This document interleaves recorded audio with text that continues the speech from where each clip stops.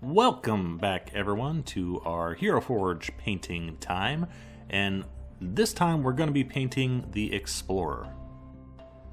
Along with selling custom miniatures, Heroforge also lets you design your own miniature and buy an STL file. And to test out how it's going to work printing their miniatures at your home, they actually have some example files that you could download and print, and one of them is the Explorer here. So if you want to follow along and you have a 3D printer, you could print it out and follow along with me. First thing I need to point out is the color of our primer. We are going to be using black primer today, which is actually my preferred color primer, and I'm going to go over some of the pros and cons of using a black primer as opposed to gray or white. Now, the biggest pro is if you don't put paint over it, no one's going to see it, meaning that you can leave black in the recesses or hard to reach areas, and most people are not going to notice it, at least much less than if you left white primer showing in the recesses of your miniature. And one of the biggest negatives of black primer is that some colors do not show up well over a black coat, so you need to build up layers or put an undercoat on occasion. Perfect example, skin tones. For our Explorer, I am starting with an undercoat of hull red, on which we are going to layer our other lighter flesh colors. Without putting this layer down, our skin would look kind of drab and very dull, going straight over the black primer.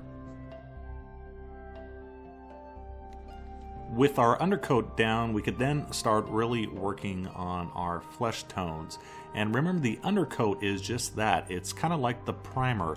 It's meant to be underneath, and we're going to cover it completely up. So this mixture of beige red and burnt red is actually our deep shade layer that we're going to use for the skin.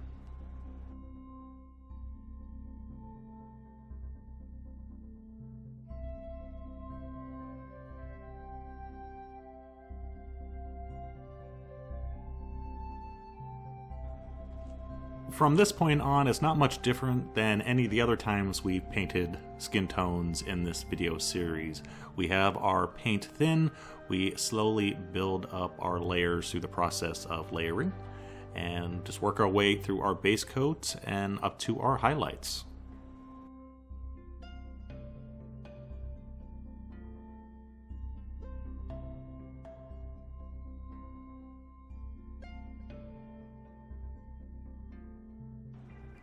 Normally when painting skin, I'd work our way up to our base coat of just straight beige red, and then start mixing in our highlight color of basic skin tone. However, in this case, I decided to keep the skin a little bit more red, a little bit more warm, and mix the basic skin tone right into our beige red, burnt red mixture that we used in the previous step.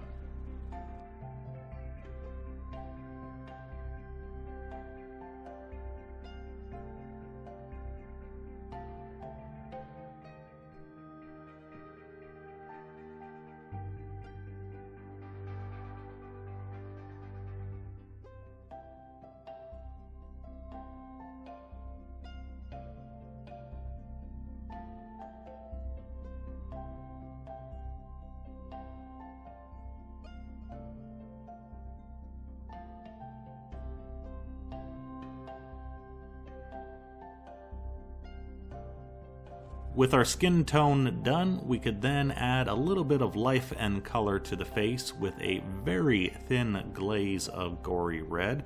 Remember, we want to be using essentially barely colored water here, and just a few brush strokes, a little bit on the tip of the nose, a little in the cheek area, gives much more life to the miniature. And if you wanted to also add makeup onto your miniature, you can do that as well at this stage.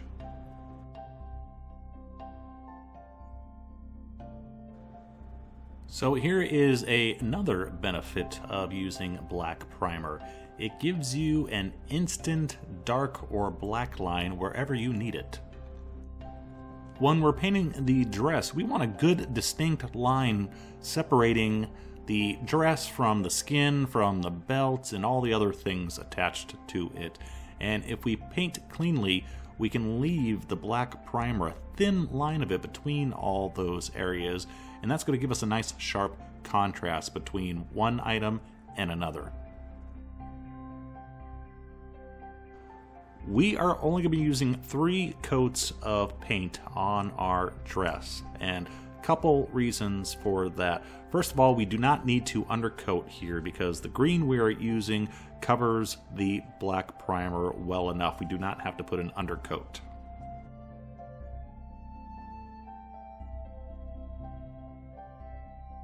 The second reason is because we have so much less to highlight here as opposed to what we had to do on her skin. For the skin, we had all the contours in the face, we have the arms, we have to paint the underside of the arms, the top side of the arms, and all that. However, for the dress, we don't have a whole lot of folds in it, it's fairly flat, so we don't need to put as much contrast on the dress as we did on the skin to make it look good. Base coat, a highlight, and that dark line is all we need.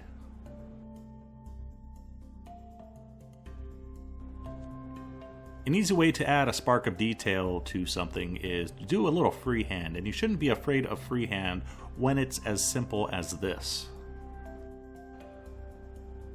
I base coated the trim with our dark green, and now mixing in some pale yellow once again and white, I'm just adding little hash marks to the trim, and that small little detail, it's very easy to do, anyone could do it, and it makes the entire dress look so much more interesting.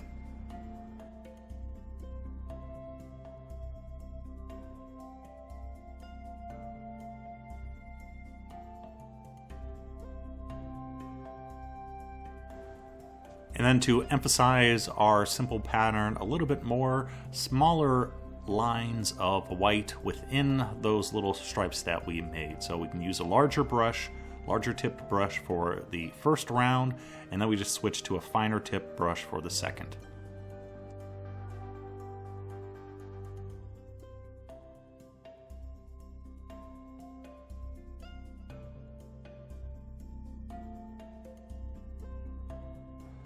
Time to do our leather, and as a time-saving device, I'm going to be using my camo black brown here, and I'm painting everything that's going to be remotely painted brown. I'm going to shade it or undercoat it with this color because this can be used, like I said, as a shade color or an undercoat color for virtually any type of brown. So while we have it out, let's go ahead and paint all the brown areas on the miniature.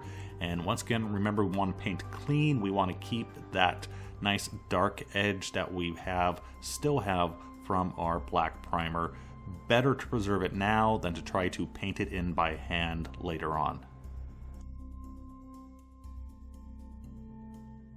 With the belt and the sword sheath, we don't have a whole bunch of folds or creases we have to worry about highlighting or shading, much like we did with the dress. So in this case, once again, all we need is a base coat, 2 highlights.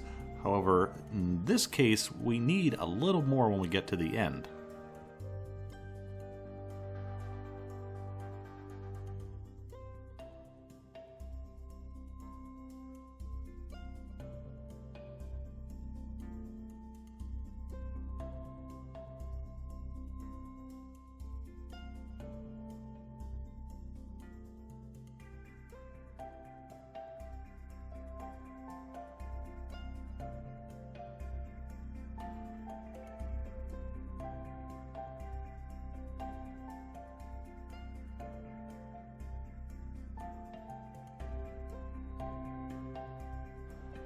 Because the belt's going to have a nice straight edge on it, we need to emphasize that a whole bunch. And by mixing in a good amount of buff, really raising the amount of contrast, we can go around either with a perfect straight line, or I'm doing it more of a serrated line to show a more worn, weathered belt.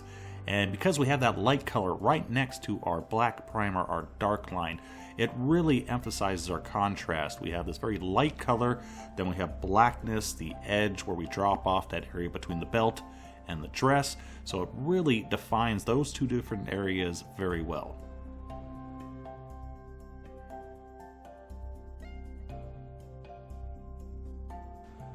For the armor, I'm going to show you another time saver as well as another place where the size and the item that we're painting determines how much shade or highlighting it's going to need.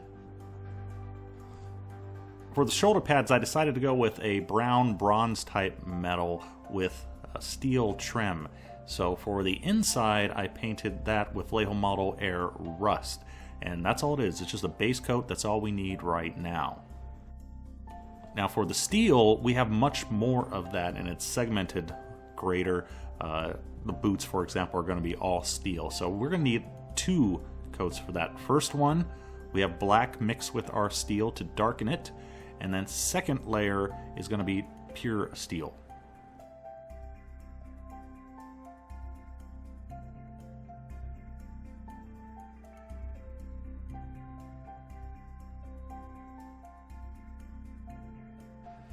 So we have all our armor painted, we have our steel, we have our brown metal, and now we need to wash them. And to do both, all we need is black ink.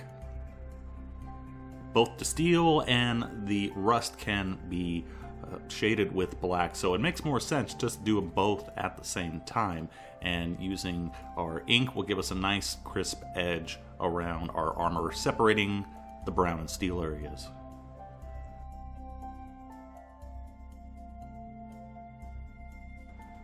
For the hair, we are going to go with brown with a slight chestnut hue for that. And so we need to begin with flat brown, and now we are applying highlights of beastie brown. And for the hair, we want to paint it with texture, which means the paint's a little bit thicker, so we have a little bit more control to it. It's still thinned out of the bottle, but not as thin as it was when we were painting the robe, for example.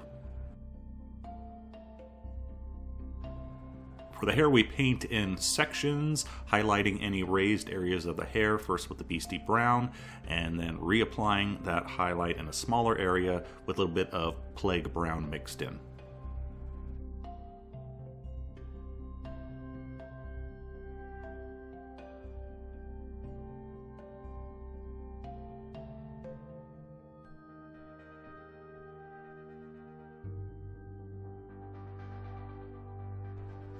So let's paint a little flame.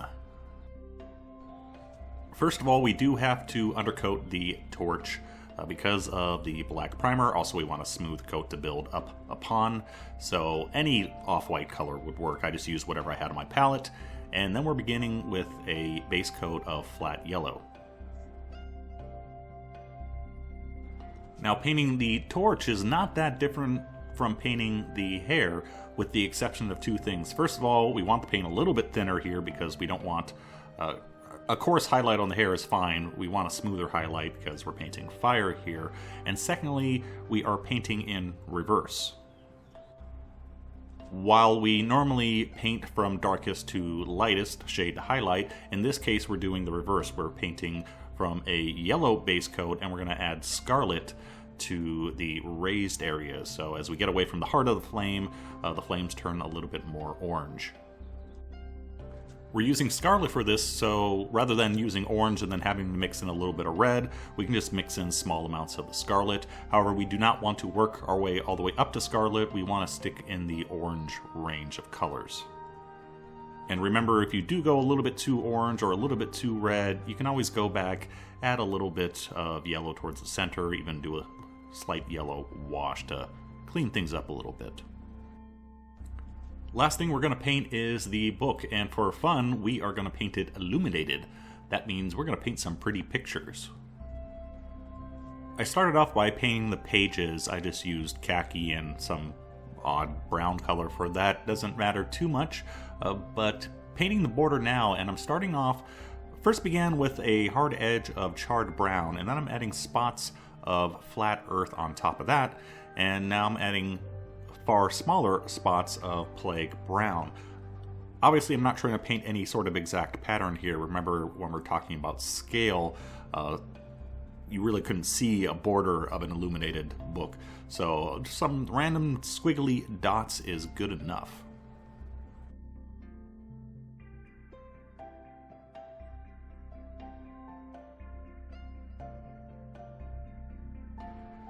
And then just for a picture here or there, once again, just doing a block of dark gray and then putting some color on top of that. Not trying to paint anything specific, just trying to get some sort of vague shape there. So I use some blue and red and a little bit of white. Then for the lettering, using a mix of black and white, mainly because I don't want to use straight black because that'd be a bit too intense. But once again, considering scale, you don't have to actually draw or write little letters into the book. Little squiggly lines is all you need to do, and it looks fine. And that is our finished Explorer primed in black. The main thing I want to point out with the black primer is it works because of the areas that you can't see.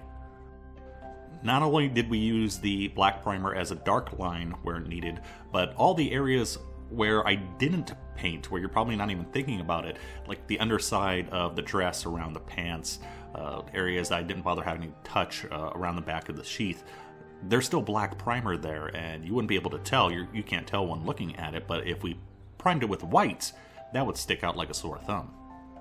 And also, I personally find it much easier if you follow my method of layering paints, because it goes from shade to highlight, and so it just feels natural starting with black primer. So that is it for this one. Hope you enjoyed, and get painting, everybody. Bye bye.